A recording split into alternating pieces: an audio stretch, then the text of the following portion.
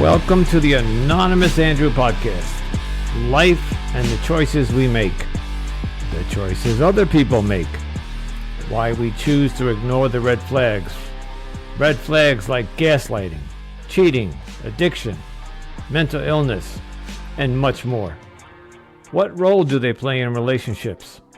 Follow me each week as we discuss these topics with anonymous guests and experts to hopefully become better humans, resulting in better choices. Like I say, been there, still doing that. Now on to the show. Anonymous Andrew here with another pre-note. This is episode number 30.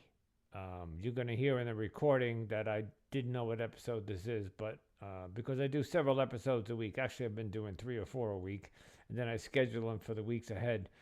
But as it turns out, this is episode number 30, beyond my wildest dreams. When I first started this, I had no idea where I was going with this. And in a few short months, I'm on episode 30. The interview you're about to hear, the gentleman is 6,000 miles away in Hawaii, and for some reason we had some Wi-Fi problems. You're going to hear some dropouts and some stuttering. It's only because of the connection, the Wi-Fi connection, but it's audible. I did listen to it, and it is airworthy. So just wanted to give you that note, and hopefully you'll enjoy the show, because I did. All right? Ciao. Hello, everybody. Anonymous Andrew, back with you again. Episode number, I don't know, because I've done so many episodes this week, I've lost count. Today, I have a very interesting and charismatic guest. I have Gary Gillett with me today. And I'm going to read to you a little bit about what Gary, a little bit about his bio. And I find it fascinating. Gary has written numerous books. So he's an author. Books, everything from metaphysics. He teaches metaphysics. He was also a registered behavioral therapist for autistic children.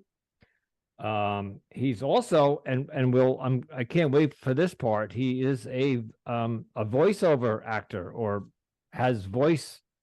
Gary, why don't you tell us a little bit about just the voice? What do you call that? A voice actor? Or voiceover? I'm not sure what you call it. I guess it's like voice acting. Okay, there you go. And that, of course, is not. He just makes it up as he goes.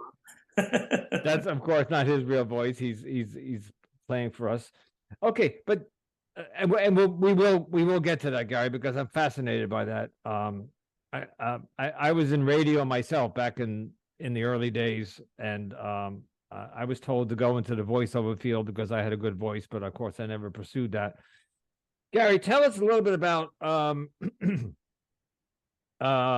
let's see, I could pick some of these things here. One of your books, I find there's 2 of them that jumped out at me, is Getting Past the Fear of Death. As I've said to my audience, I just turned 63 and I'm facing mortality because this is the last phase of life, right? Our senior golden years. What prompted you to write this book, and what is the secret of getting past the fear of death, or is there one? Well, first of all, thanks for having me on your show. I appreciate it very much. My pleasure. The name of the book is This Boy is About to Die, The Life, Death, and Life of Gary G.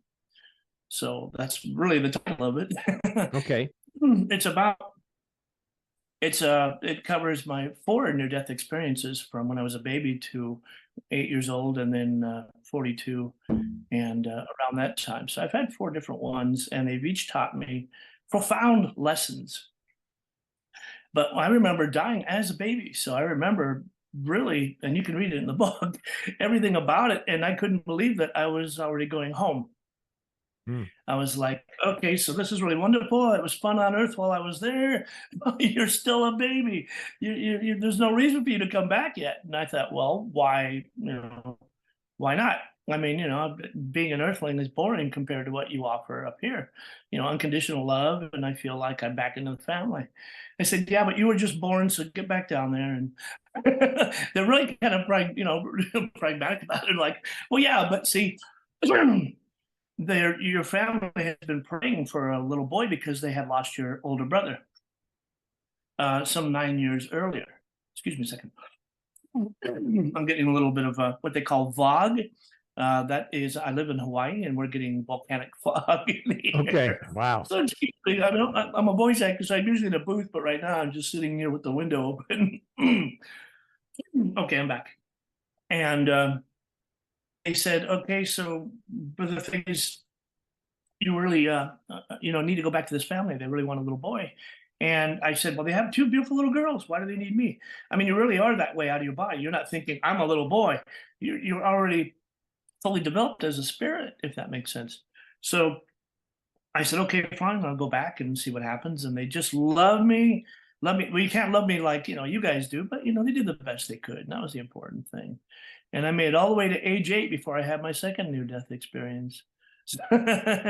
And that was kind of a freak accident where a lawnmower picked up a bolt about 6 inches long, the kind you would use to attach a transformer onto a pole, and shot it into my neck. And that's the picture you see on the book when you look at the book, is me lying on the gurney with that thing sticking out of my neck. So Wow. I kind of took an appreciation to understanding that death is the biggest illusion of all, that really what we think is the worst thing, because religion has put it into our brains that when you die, you have to accept certain spiritual leaders, or you're not going to be a happy person and you're going to hell, blah, blah, blah. You probably studied all this yourself. And I was fascinated with theology by the time I was like 13 years old. I was already into the world of metaphysics because this happened when I was 8 years old. So I said, okay, so let me learn more about it. And I said, something? Every single religion, if you will, has the same spiritual aspect of looking for the truth. So if people need to find the truth through Buddhism or Judaism or Mormonism, whatever they want, to me, it makes perfect sense, if that's the way they want to approach their spirituality. I just close my eyes. There's a bad God, there's a vengeful God. It doesn't work for me. Never has. Right. But I've been there twice, and now 3 times, and now 4 times. And so by the time I was like 18, 19 years old, I was into deep books. Some I couldn't barely understand. Wow. Like the crack in the cosmic egg. What the hell's that about? I tried reading that, and I didn't understand. I was like 16 years old. I was like, something, this is more noise than needs to be said in the book. And I'm sorry, whoever wrote that. You may, be a bloody genius, and maybe I can understand it now. When I was a kid, I said, I don't know why they have to make it so bloody complicated. You live a good life. You do the best you can. You try to treat people with dignity and love, and essentially you'll have a good life. Worry about dying. If you treat people like crap, I think when you die, you probably get to relive some of the stuff you did to them. I don't know, because I've never been like, oh, like some writers say, oh, this is what hell is like. I go, to me, hell is people who don't take the time to realize we're all connected. Those are the people that, I don't know, you should say deserve, but those are the people that need to find out that everything you do to other people, karma, whatever, Yep. it does come back. Mm-hmm. But it doesn't come back because, in my opinion, had a bad life or you have to make up for it. But it comes back because people are generally trying to be good. When they're rotten people, that means they don't want to be good anymore. And that means the stuff they put out there comes right back to them. And this involves relationships as well. Yeah. If you feel, and this will cover this, if you feel unworthy of self-love, or if you feel unworthy that your parents didn't treat you right and you didn't feel loved by them, then you're going to look for bloody miserable relationships to try to find that hole in your heart, to try to find that hole in your life. And maybe that's what, we've all gone through that, but maybe that's what we'll cover a little bit more later with you. And that brings up the phrase in my mind, hurt people hurt people. So if you Precisely. Yeah, it's exactly what it means. And you mentioned karma. I fully believe in karma. I guess the simplified version of that, what goes around comes around. But yeah, if you put out into the universe negativity is going to come back. And Yeah, why wouldn't it? yeah, Why wouldn't it come back? If you're focused on a certain thing, then that focus, this is manifestation, basic manifestation 101. If you focus on a certain thing, that certain thing is going to take over your life. If you focus on a bloody, awful relationship, that's going to be the first thing you seek. mm-hmm. And that's This is exactly what happened here today, I guess. yeah, and this is exactly this is what happened to me. I focused on a negative relationship during and after, and it's been still traumatizing and still whatever. And of course now I'm making a second career out of it. All right, Gary.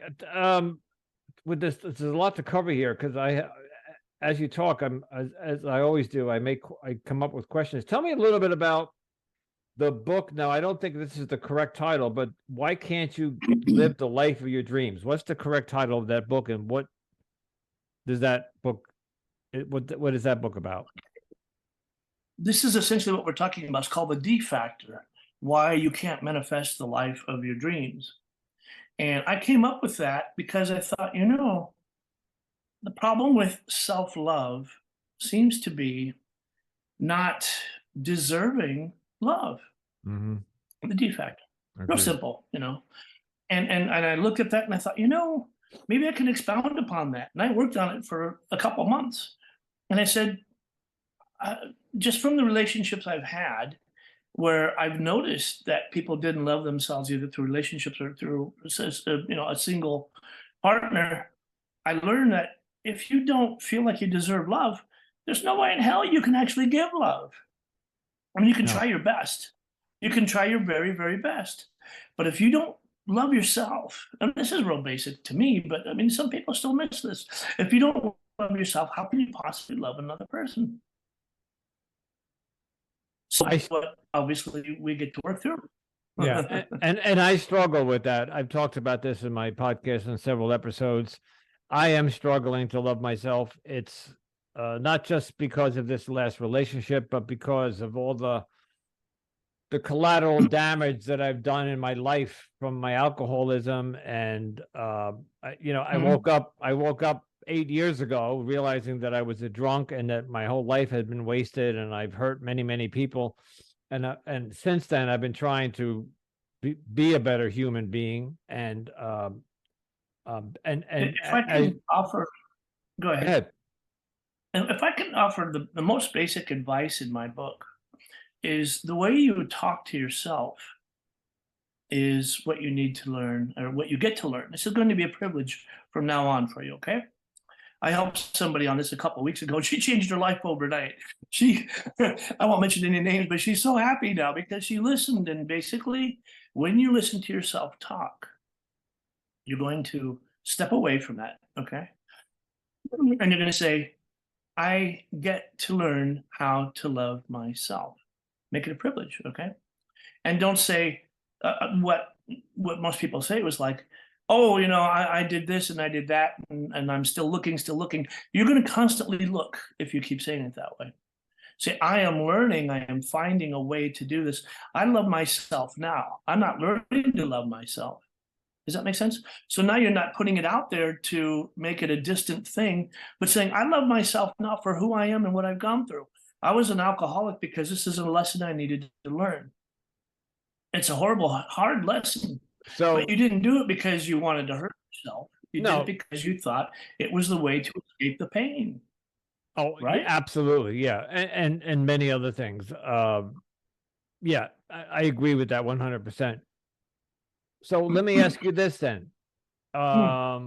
You say it's the way you talk to yourself. Right. And I tell the audience that I'm honest, and I'm an open book.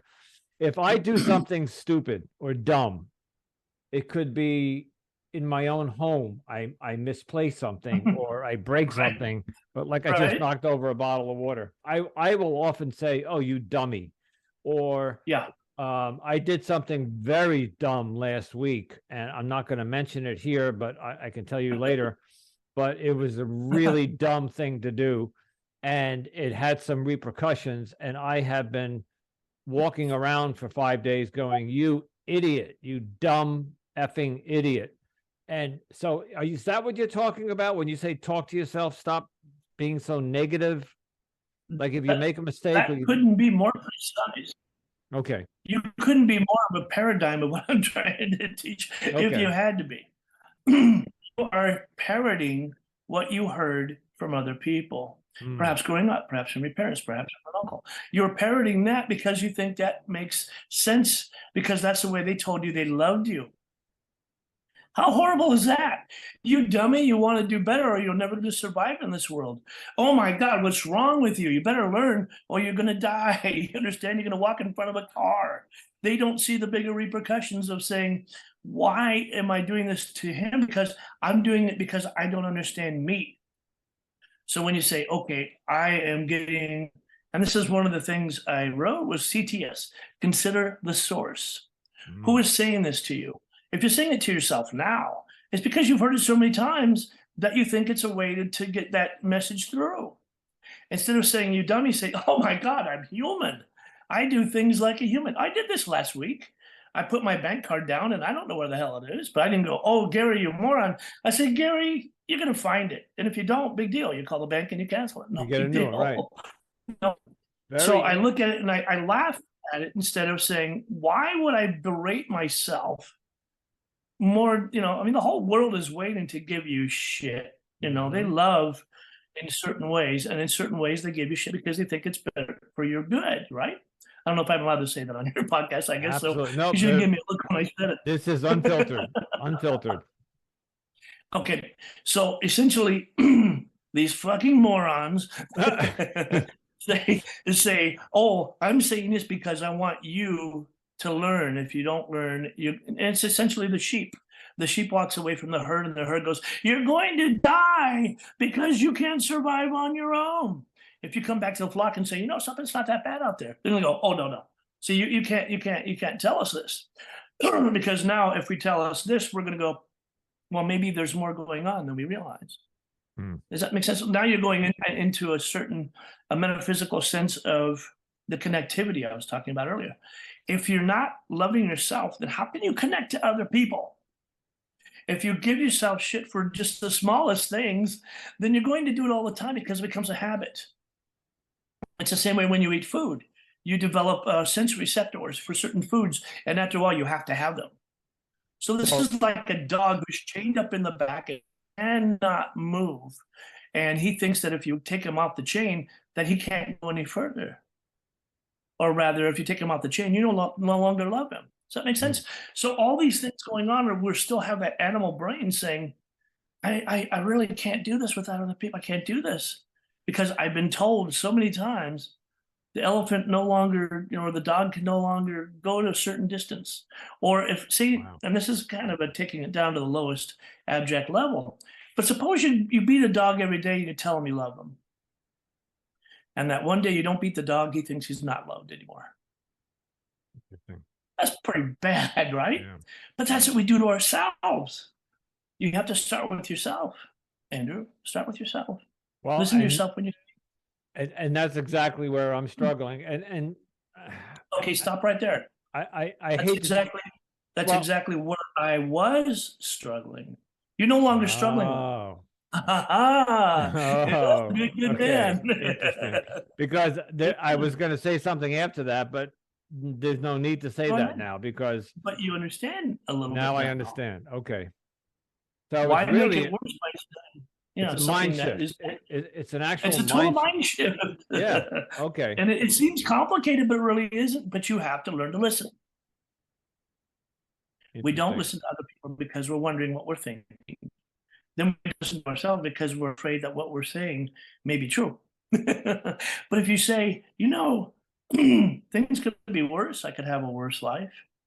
I love myself, and I'm going to do even more, and I'm doing more, and I am more, instead of saying, I want to be, I have to want, I want this, I want this. Because what happens when you get there, then you want something else, or you need something else.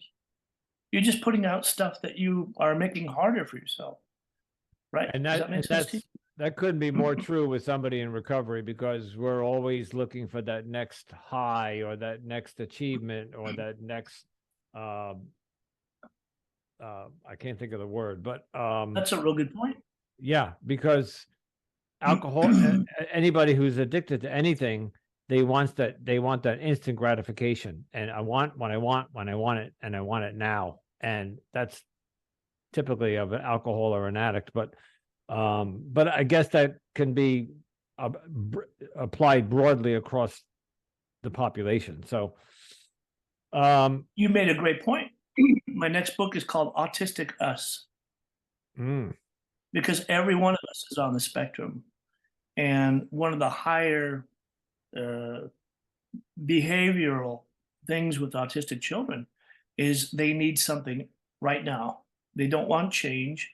They're afraid, terrified of change, and they're easily overwhelmed with information or noise or whatever. So that's what I see in everybody I talk to, is that if I put too much silence between the words, it scares the crap out of them, because they don't want they don't want to know what's going on in their own heads. And when you are addicted to something, whether it be, sex or food or money, whatever it is, drugs. I mean, I live on Hawaii, where most people typically smoke, pakalolo, what they call pakalolo.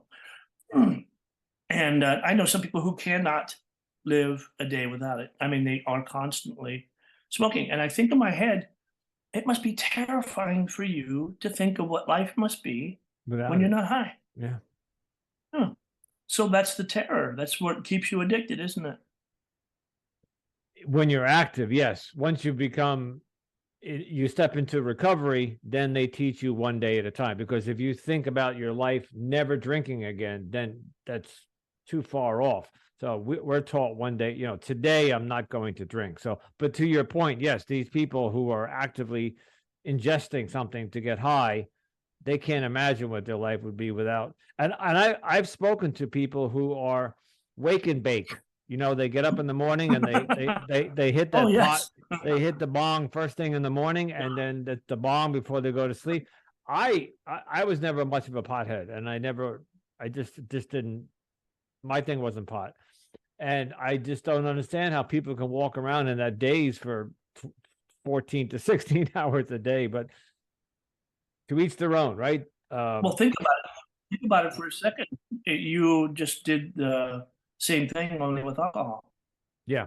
Oh yeah, I did it. All you did was that's say, interesting. I can't take the pain, so I need to dull it or dull it, or make it somehow acceptable, or for you to be able to deal with it, right? So, I mean, it makes perfect sense, but not to someone who's smoking, going, why are they alcoholic? Yeah. All you need to do is take a few puffs, and then you can relax. You know what I'm saying? Or smokers say, well, why don't they smoke? All you need is a regular cigarette. But it all comes down to what a subjective interpretation of your own reality and belief system is. Right? Some people say, oh, well, if I just look in the Bible every day, I feel comfort. Fine, that's great. That's super fantastic for you. Yeah. But for me, none of that works, because I don't want to become to a point where I have to have something. And I do yoga twice a day. I like to do yoga twice a day. I don't say, oh, I got to do my yoga this morning. I go, oh man, are you kidding me? It makes me feel great the rest of the day. I do yoga before I go to sleep. It gets me into the alpha rhythm. I get nice breathing, and I go right to sleep.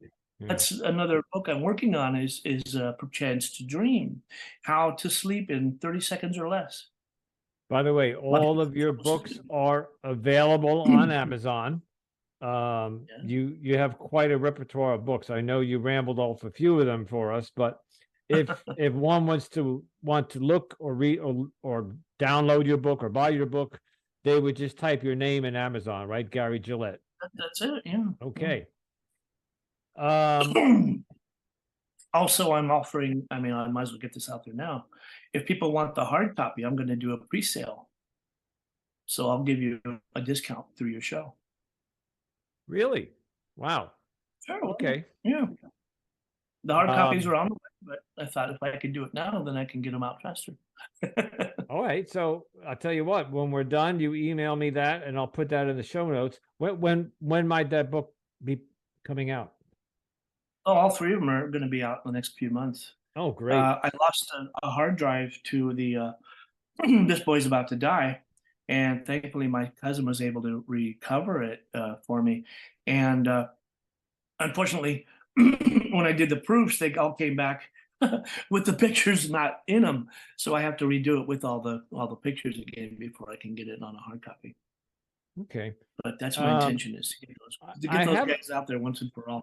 I have a curveball question for you, but Oh, those are my best. but only because you talked about the metaphysical world. Right. My audience knows a little bit about this, but I don't bring it up often because it's not mainstream. But I am a tarot card reader. I study tarot cards, Right.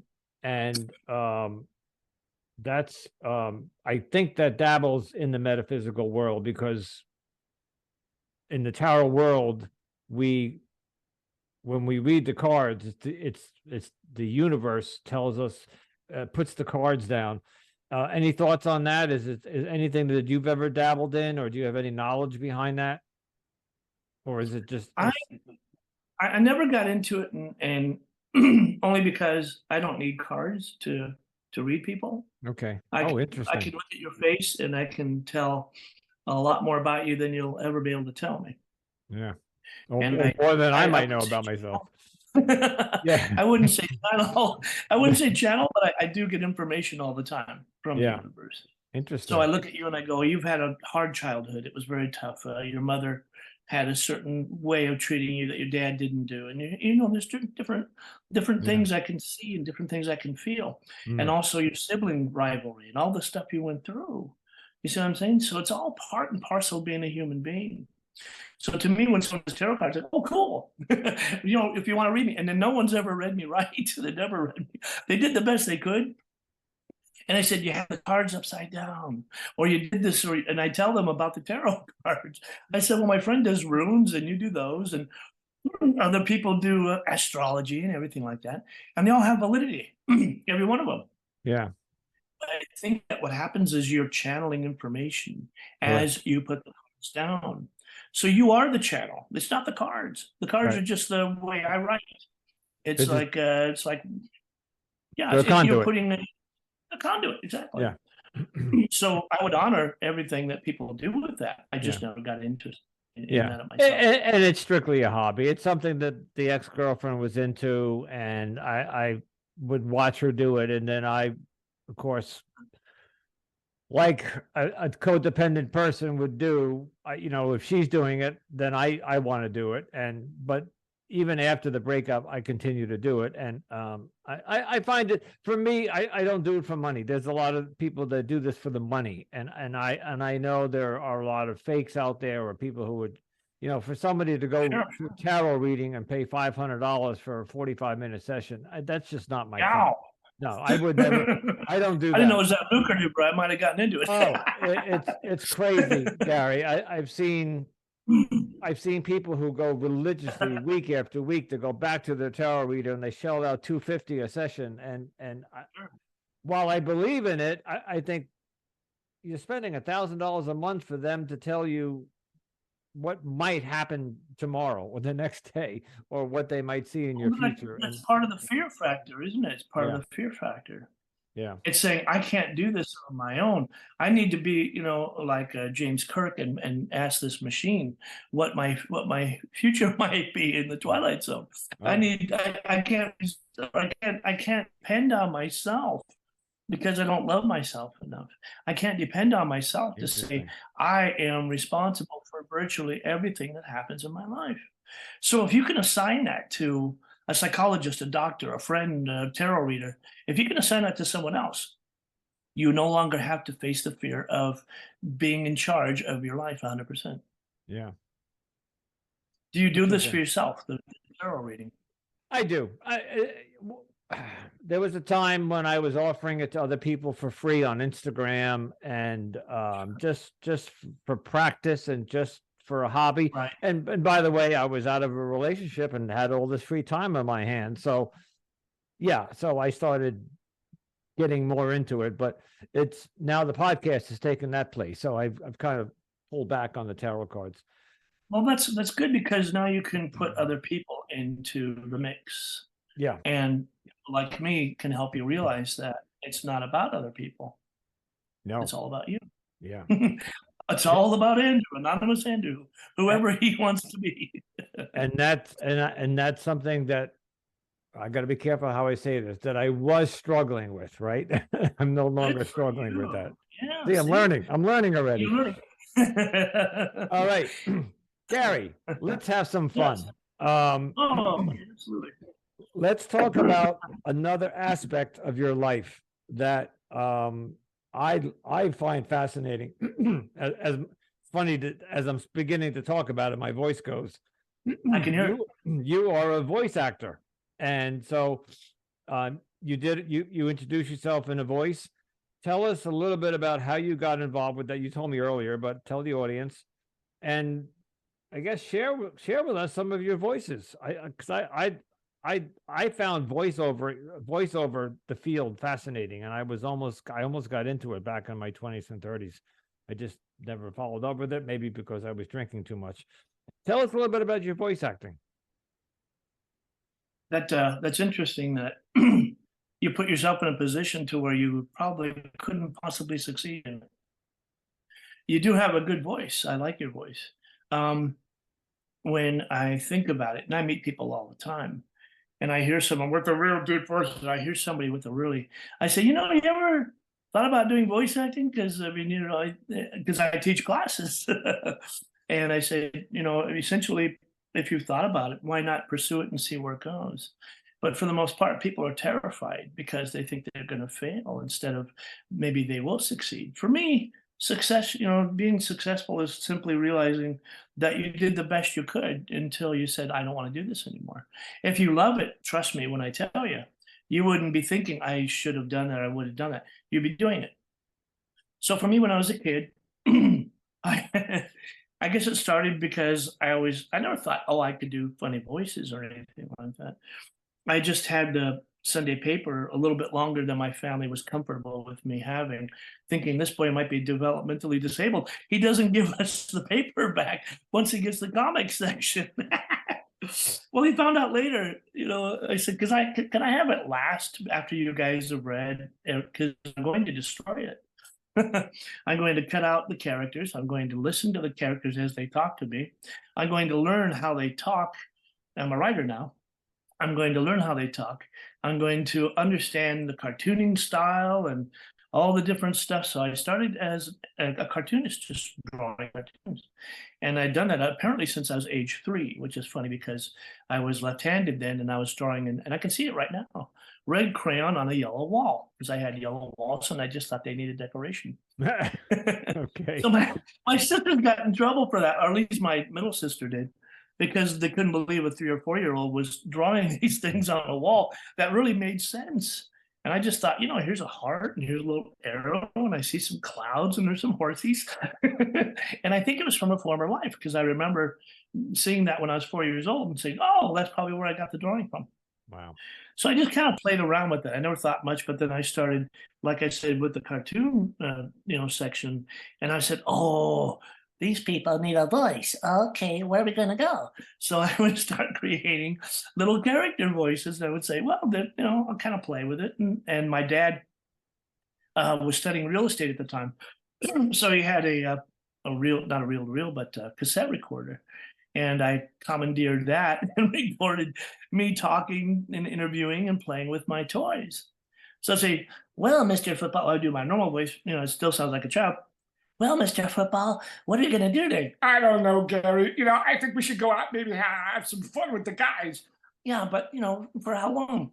Until Mr. Baseball wants to play. Oh, okay. So I couldn't do those voices, but in my head, I was doing them. So I was playing and just not really thinking about it. And I was singing and on a little recording, and my dad would go, "What the hell are you doing on my cassette recorder? Okay, this is your tape from now on. This blank is yours. Do whatever you want with it, but don't." And I didn't record over his other stuff, but he was concerned that I might, So I Interesting. kind of played around. I didn't think too much about it. And then I got into languages. And when you grow up in California, español es muy importante porque, mis amigos son de Argentina, Colombia, Mexico. So I started going, okay, well, Spanish is interesting. And I started actually drawing cartoons to teach my Mexican friend up the street how to tell time. So I drew a cartoon called Sheriff Mouse. And Sheriff Mouse would come alive and he would teach me Spanish and I would, draw cartoons and we would have some fun with it. And I hadn't thought too much about it, except, Spanish was important and my mom is Italian. So they would say one or two things in Italian. My dad's mom was German French. So I would hear Statazita, I would hear Preste, I would hear, C'est la vie. I would hear little bits and pieces of German French. And I would add to that instead of sitting there going, well, that's all I know. I added to it and I learned German. Then I learned French as well as Spanish. And then I continued with different languages and met a friend in junior college. And we kind of became really good friends and started traveling around the world, And every place I went, I noticed other people was talking like that, And suddenly it's like, oh, cool, there's a whole world out there.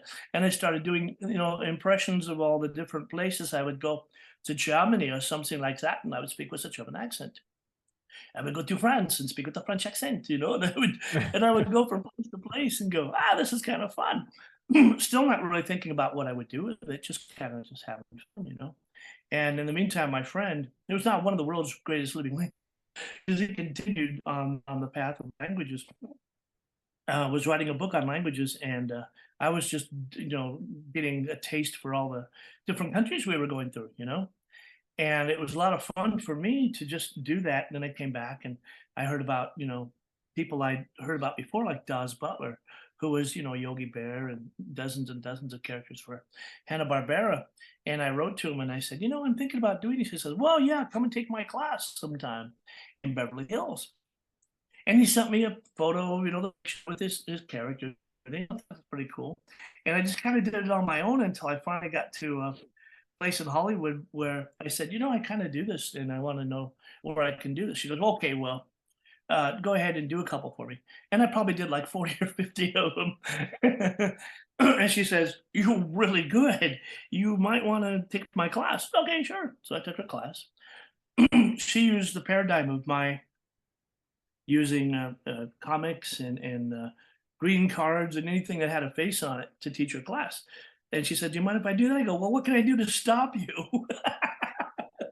So she changed her whole class outline depending on how I, did it. But she saw that I was creating characters every day. And next thing I know, I had, a woman who said, well, come on and read for me and see if I can be your agent, whatever, and see if you're really. And I read, and she started reading me right away. She gave me stuff. Oh, this is for Kellogg's, and this is for, Knott's Berry Farm. I go, really? She goes, oh my God, are you kidding me? How did you not have an agent? Wow.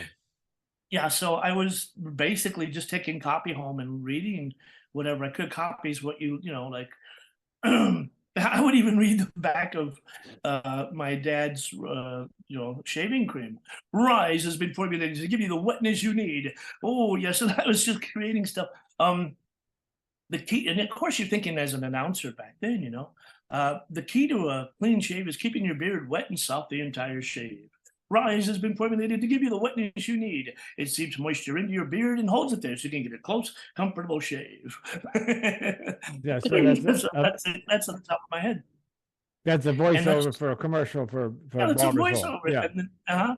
And then I learned how to soften and go, Rise has been formulated to give you the wetness you need, so I'm giving a next door neighbor read and I'm learning to do my own voice.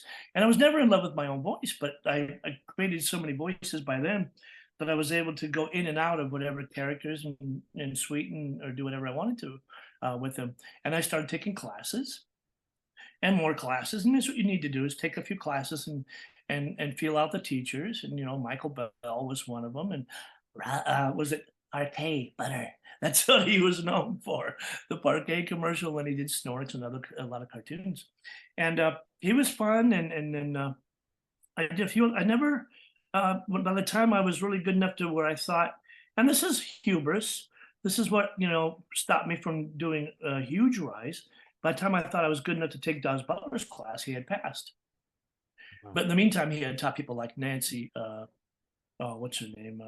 Bart Simpson and stuff like that, and taken under his wing, Nancy Cartwright. So I was thinking, I waited a little bit too long before I met Dawes, but I learned from all the other masters as best I could, and then I met them, and started finding out that I could be paid for this.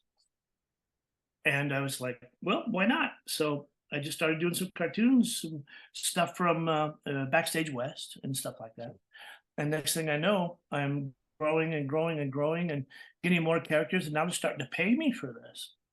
And I just kept going, the best I could, and started meeting other people and practicing and practicing. And next thing I know, I was doing a cartoon, and I had a message from this on my phone machine, and it's an ad I answered from Backstage West, and they said, just leave some accents on the recording, and we'll get back to you. So I said, okay, fine. So I called up and then went and played basketball. And I came home and my machine was, the machine was, the light was, it wasn't just one or two. I was like, oh crap. I call back, who is this? Oh my God, you have to call us back. Like, oh my God, this kind of thing. What are you doing? Why are you not calling us? I finally called him back. And dude, it was so hilarious because I called up, and this is the kind of thing you would expect. Hi, yeah, my name is Gary Gillett, and she's like, hello, what voices did you do? What accents? And I said, oh yeah, I did a few accents for you guys. She goes, yeah, what were they? I go, oh, I don't know. I did Spanish, French, German, Italian, Russian, Jamaican. I went into Korean, and I did. And she goes, hold on, it's that guy. Their tone changes real fast when they think you have talent. And they put the director, she goes, when can you come in? I said, what do you mean? She goes, well, oh my God, you did what, 34 accents? I go, something like that. I don't know. She goes, well, I need you to come in and, meet with us, and I'll send you the script tonight, and you can go over it and see what you think. She goes, but you're going to be my lead in this movie. I said, really? Wow. Okay, sure, why not? It was called The Moneymaker. Susan Shapiro was her name. And I met people down at Hollywood. I walked into a room full of faces I've seen on TV for years. And this is the Paper Chase on Hollywood and Vine, I think it was. And I walk upstairs and just go, oh my God, these people are stars. And what am I doing here, right? And you have to just get past that, because you have to get past the fear. So I took out my briefcase and put my script on the table. And they only had sides. There was maybe 15 people around the table. And you know what sides are? 1 or 2 pages. I had the whole damn script in my hand. Wow. And we're talking 200 something, 60 pages. And I put it on the table, and boy, I got some looks. Director goes, this is Gary Gillett. He's going to be doing Emil. He's our lead character. Just play off of whatever he does. And I'm looking around going, okay, folks, this should be fun. And I did, all the different accents of this guy during World War II, going from country to country, hiding from the Nazis. And I was originally from Texas, so I started out with a Texas accent, of course. And then I went over and I went to Germany and went to Russia and different places. And they just look at me, and it's funny because every time I spoke, I get looks from everybody going, oh, now you're Russian. Я тебя давно не видел. Why shouldn't I be Russian? They're like, oh my God, we're in the presence of a real, voice actor here, And I said, sure, I don't just do camera. And next thing I know, I went to Hollywood and what was it, Sony Studios, I guess it was, and was escorted to do it, and sat there in front of a mic and said, well, this is how it starts, huh? So, getting to the big game. And so I noticed that they were speaking German, but they weren't speaking it correctly. So I corrected them. She goes, okay, now you're the dialogue director. I go, really? So I'm the star of the dialogue. And then they said, well, we're going to England, and everyone had the same accent, And I said, well, why don't we do some Cockney, some Liverpudlian and different flavors, We could get a little more Scottish, a little more Irish flavors. She goes, okay, now you're the dialogue director. Wow. So Susan put me in charge. I never left the studio. I was there for like 10 hours that day. And it was so much fun for me. I said, okay, now we're going to do these accents. Okay, then I'm teaching them different accents. And they go, when are you teaching? I go, I never thought about that. Next thing I know, I had all these people lining up to take my classes. So the next week I started teaching. You started teaching? Wow. Yeah. As you said, that you complimented my voice, and I was a DJ in college and post-college, and my only problem with my voice, while I might have a good voice, is I have that New York accent, or more specifically, the Long Island accent. So, and I think it's a little late in my stage in my life to start doing voiceovers, but I used to dabble in. I love Bugs Bunny. I love Daffy Duck. I forget the character who was the guy that was always after Bugs Bunny with the. I'm gonna get you. Oh, you mean Yosemite Sam? Yeah, Yosemite Sam. Thank you. He's a. Yeah. I used to walk around. Rabbit. Yes, exactly. And I used to walk around talking like that to myself. What was interesting about fun. When I did have some sobriety back in the 90s, and I had a sponsor who was a voiceover for commercials. He did Head and Shoulders, and he had done so many different stuff. So he did when he was traveling the world, I would sit and watch his condominium, which is I live by the ocean, and it was over the ocean. So I got to stay in his $1 million condo. And he came back to me one day and he said, yeah, you do have the voice to be a voiceover. And I said to him, would you help me get into the business? And you know what he said to me? No, because then you're my competition. He said. And that's kind of the sad thing. Yeah. It's true in business. But I don't see it that way when I teach. I say you have your own unique. You're a teacher. So you don't see it as a competition, but for him, if I got into it, then I'm up against him in the next audition, So, and I think that's what shot me down, because he said to me, but what you could do is you make a demo tape and then you could send it off to some agencies. And I just never followed through on that. And it's one of my biggest regrets today. So that was on you at that point. Yeah. And that happened to me where I was just getting into it, and a girl said, well, why don't you make a demo tape for me and I'll give it to these people who make commercials. I mean, they were huge. I'll have to think about the name that they were like. They were big, and I was terrified. I did not know what to do to put on that tape. I hadn't taken any classes at the time. Yeah, and that's another problem. And I was like, I'm not ready. I knew when I was ready, because I had enough free ones. I had done maybe a dozen free ones, to where I said, okay, I think every time I do something, people go, who's your agent? Blah, blah, blah, blah. And I go, I don't have one. Why the hell not? I go, because I'm still working on it. And this is what I teach my students. I said, you don't walk in. Oh, sure, all the time. Yeah, okay. I said, you don't walk in and say, well, I can do this, because if you can't live up to a demo, because I even recorded demos for friends, like one guy wanted me to record a demo for his birthday. And I said, sure, but here's what we're going to do first. I'm going to give you an 8-hour crash course and see what you can do. Because I'm not going to record your demo if you can't go in there and knock it out of the park. If you give them a demo that's killer and you can't do it, you just cut your throat and finish your career on the same day. So I said, that's one thing you don't do. You don't go unprepared for these things. You just a name just popped into my head because we're from the same generation. Rich Little. Huh? Remember Rich Little? Well, you want me to tell you what I did with Rich? Sure. It wasn't him in person, but I learned to do Rich Little's voice. so I could do all of Rich Little's characters. Yeah, he was So for me, fantastic. if I could learn Rich Little, I could do John Wayne, and I could do Johnny Carson. I could do all the voices he did because I could hear his voice. And he would do voices that I could do better, like Miss Piggy and oh, Kimmy, I told you, Kimmy. He was doing voices he shouldn't be doing. Right. But the ones he did, you know, Richard Nixon and stuff like that, I was like, you know, if I can do it as good as Rich, I'll be all right. Yeah, I remember him and Johnny Carson. He would do a lot of the politicians or the presidents. Wonderful stuff, yeah. So he was the paradigm.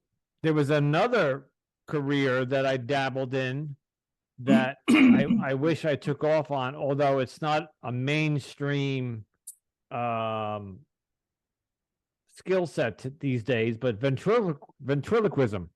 I actually had a dummy, and I learned to throw my voice. I'm going back, 40 years. You don't see many ventriloquists today, although there's that new guy out there. I forget his name, but he's on Netflix, and he's on all the. Do you know what I'm talking about? There's a very no, neighbor in Sherman Vegas. That one. There's a new guy. Well, he's been around for about 10 years now. Look at my face right now. How the hell are you? Do you think I did it? Yeah. That was one of the things I started with as well. Yeah, that's the whole concept. Is that you don't move your lips, right? Sure. And I learned to do it very well. I can't think of the guy's name, but he's everywhere. He was on HBO. He was on Netflix, and oh, you're talking about my other neighbor, maybe. You talking about Jeff Dunham? Jeff Dunham. Thank you. That's who I'm talking about. He's my other neighbor. He used to go into the shop where I was fixing Macintosh computers. And I would say, Jeff, you have a brown Hummer today. You had a green one 2 days ago. What the hell's wrong with you? And he would say, they match my helicopters. I'd say, okay, Jeff, game over. Yeah, he's a phenomenal ventriloquist. He's remarkable. He's the best one out there. Yeah, he is. Yeah, Jeff is fun, except when he argues with his puppet. I think he kept ventriloquism alive because it was becoming a dead art. From when I was growing up, there weren't many out there. There was a few here and there, but when Jeff Dunham came along, it became, and he was. I think his writing is fantastic, and his character. He's brilliant in that one. Brilliant. Yeah, I think that really makes a difference. Look at Darcy Farmer. I don't know if you've seen her. She was the little female that do this amazing work, but she could sing so beautifully that she felt she needed the puppets to speak for her, but she could sing soprano. She could sing, she could do any kind of, it was mind blowing that this girl, and then she would do this little puppet singing. And then she got the gig, and she's in Las Vegas now, and she's doing very well, I thought. But but just like anybody else, she wanted to find a way to speak outside of herself. And I think that's the case with a lot of ventriloquists. And I met a few of them over the years, including the one from Soap, if you remember him, Mr. Johnson. You remember from the TV show Soap? Jay Johnson was his name. I'm aware of the show. Character, and it's hilarious. Then I met Willie Tyler and Lester, and I met a few different ones along the way. I never met Paul, if you remember. What's his last name? They'll kill me. It's like April is his daughter. I think she's still doing some voice work. Paul Winchell. If you remember Paul Winchell, he was a huge influence on him. Yeah. Wow. So there's a handful of them. Charlie McCarthy, and notwithstanding, because he did it on radio. So when he went to TV, you could see his lips clearly moving. Yeah. And I was like, okay, I don't want to learn his style. Yeah. Well, hi there. How are you? he for all the years he did it on radio, he didn't need to learn that skill. So, Gary, it's ironic that you would bring a puppet.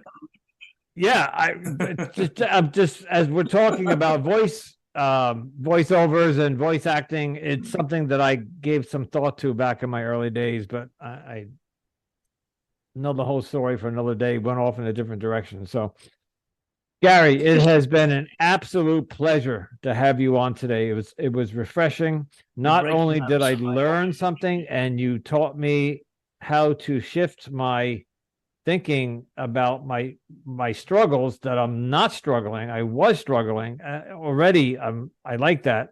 I tell the audience that I put post-its up in my house for little things that I need to be reminded about.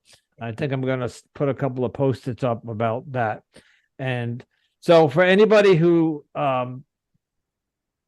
picked up on any of Gary's books and concepts that he's passionate about, everything from his metaphysical world to his autism to about mortality and the fear of dying or not having the fear of dying. All of this is available on Amazon. And of course, Gary, I will put all of this in the show notes. Anything that you want me to put down there, and any book and your website and how to contact you, all of that will be in there. And thank you for reaching out. And this was a very enlightening and enjoyable. And for once, I had a little laugh because my podcasts have been too serious, and I'm glad today we had a little levity. So thank you so much. I think that we got to do another one. That's all there's to it. We just scratched the surface. I agree. I would love to have you back. There's just so much. When I have a guest on, podcasts, we try to keep the episodes down to 45 minutes just so we don't lose the audience.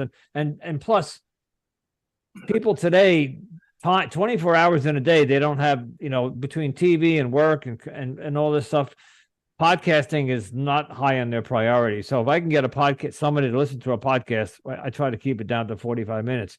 So yes, I would like to have you back. We can do a part 2. And it's also another fascinating thing about me is that I've been speaking to people around the world. You're in Hawaii. Last night, I spoke to somebody in Malaysia.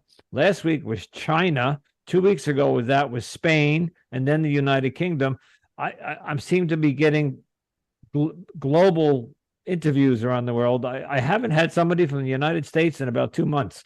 So this is, Hawaii is the United States, but you know what I'm saying. Gary, thank you so much. You and I will be in touch. We'll do this again. We'll get your information in the show notes. And I can't thank you enough. I hope you're hearing my voice because you'll keep breaking up. Regardless, thank you so much for having me on your show. I'll probably be doing my own podcast, and I'll have you as a guest. Oh, that would be wonderful. Okay, Gary, thank you again.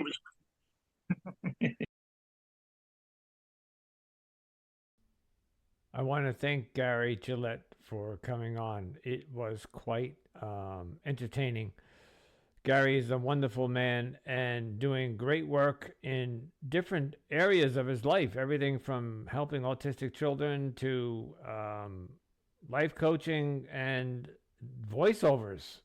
And when I got his resume, his bio, I thought this would be a not only an interesting interview and on topic with my podcast, but have a little levity in there. The man does voiceovers for cartoons, and we get into all sorts of conversations, as you heard. Anyway, as always, I'm asking for your support, your reviews. If you're on Apple Podcasts, if you're listening on there, you can give me a review. Obviously, 5 stars would be nice. But just give me what you think I deserve and leave a little review. And spread the word, folks. I am approaching 30 episodes. At this point, I think I've passed 30 episodes. I record several of these a week, and I don't know which episode is which until I actually put it up. So thank you so much for your support. We're again, it's a slow burn, but we're getting there, and I'm really enjoying doing this podcast. I've come so far, and it's, as you see, it's changing and morphing into more of a real podcast, not just a poor Andrew and his past relationship. So thank you again, and I will talk to you the next episode. Ciao.